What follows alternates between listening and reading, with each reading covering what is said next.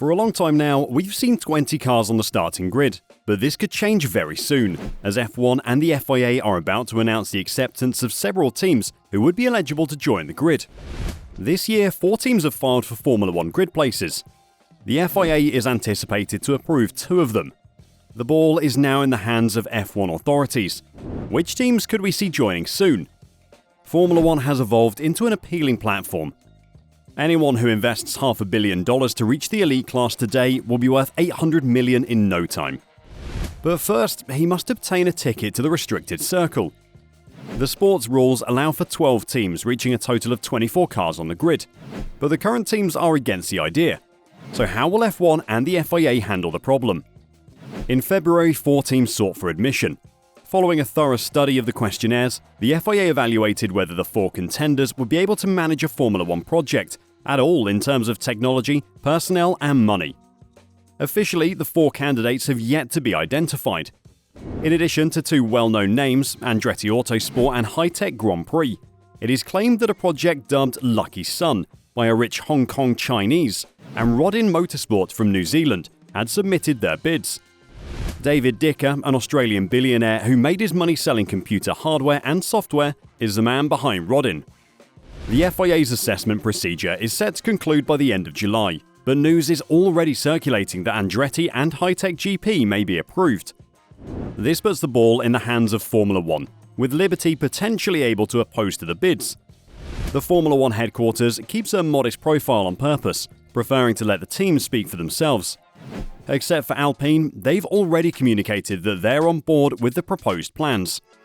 Alpine encourages new applicants to apply since the French racing team would be the first point of contact for engine and chassis partnerships. Indeed, all 4 candidates have contacted Alpine. It is obvious to all of them that the Haas-Ferrari model is the only route to enter Formula 1. This would be a nice source of cash for Alpine, especially now that the F1 teams are making money since the introduction of the cost cap, so every little bit of money is welcome. The extra cash will also compensate for the lost revenue that the team would get from F1 or Liberty, as the total prize money amount won't change. But to counter this effect, there is a buy-in, and this has been set at $200 million. So the other teams are also in it for the money if a new team joins, even if they're not expressing it as openly. But the $200 million that each newcomer must put up to compensate the current teams is insufficient for the buy-in. The other teams believe the amount should be closer to $600 million to really compensate them. They would also like to have a voice in the recruitment of new teams. They currently have no veto authority. However, both can only be anchored in the second Concord Agreement, which will be signed in 2026, and it's still in its early stages. The teams articulate their refusal quietly, arguing that every newcomer must contribute value to the series. They do not specify what the extra value is. This is seen as a tactic to withhold new teams from joining before the second Concord Agreement is signed. But they aren't opposed to every proposal, as the teams would possibly allow an automaker like General Motors as an independent squad join. But even a heavyweight like that would be better off investing in an established team, rather than starting from scratch. And next to the extra value, the current team bosses state that the team should only be allowed to join if they're up for the challenge, not just for popularity or nationality.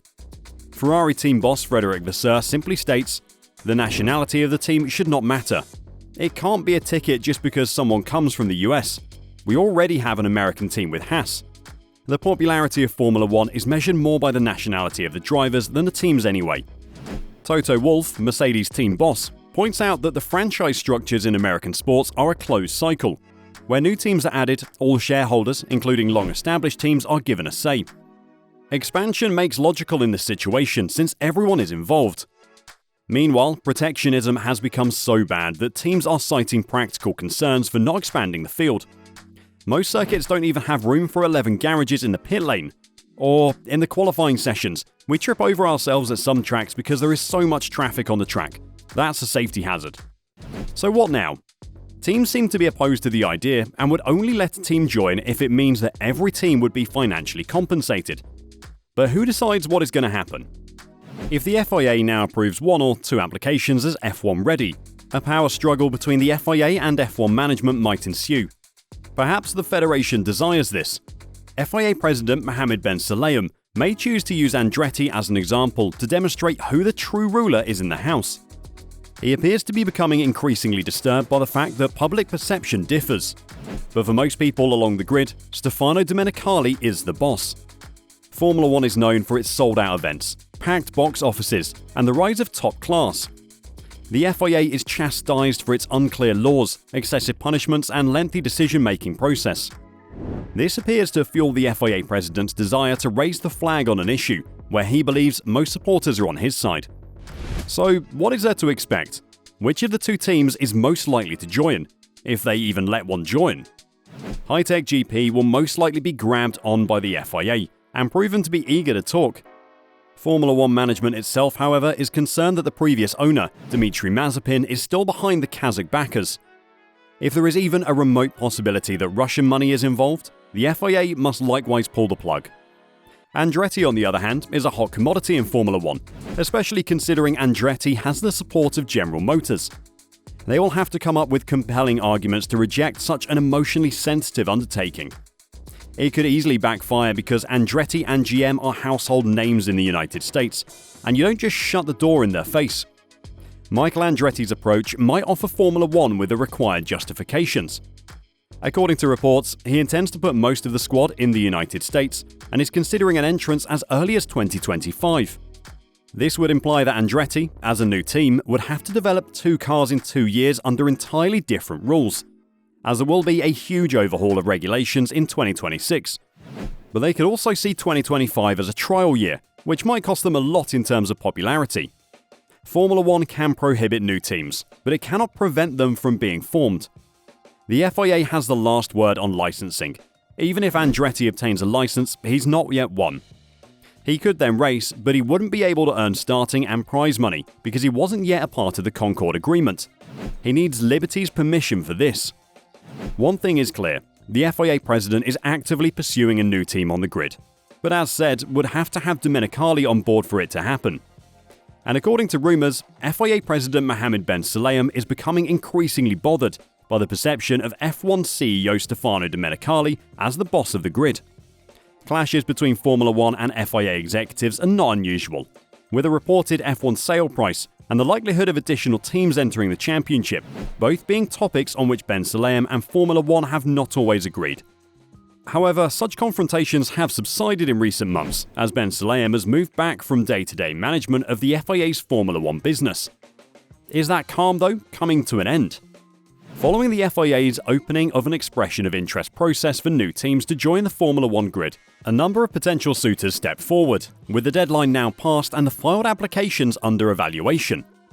The most well-publicised offer is that of Andretti Autosport and General Motors, and this is the one that is set to be approved by the FIA, with Andretti expecting to enter the grid as early as 2025. And this is exactly what Ben Sulayem is hoping to use to enhance his and the FIA's image amongst fans. Ben Sulayem has previously expressed his support for the Andretti bid, expressing surprise at the widespread opposition. This largely boils down to money, with teams unwilling to give up their share of the booming F1 prize pot, while also arguing that the $200 million anti-dilution fee for a new team is insufficient. And the report suggests that Ben Sulayem may now look to use Andretti's bid, which appears to have the support of most fans, to stake his own claim to be perceived as the new F1 authority figure over Domenicali, with the FIA's current reputation being for incomprehensible regulations, too many penalties, and too long decision-making processes, in stark contrast to all the plaudits coming for Formula One. We'll have to wait and see if this will turn out the way Ben Sulayem wants. But one thing seems almost 100% certain, and that is the entry of Andretti to the grid. Are you happy to hear this? And do you think an extra team on the grid will help F1? Or is it, as other teams are calling it, too dangerous? We're not so sure. It seems like a good opportunity to get even more world-class drivers on the grid, but it could also become the next lackluster team, which we'll see diminish in only a couple of years. Let us know your thoughts in the comments down below.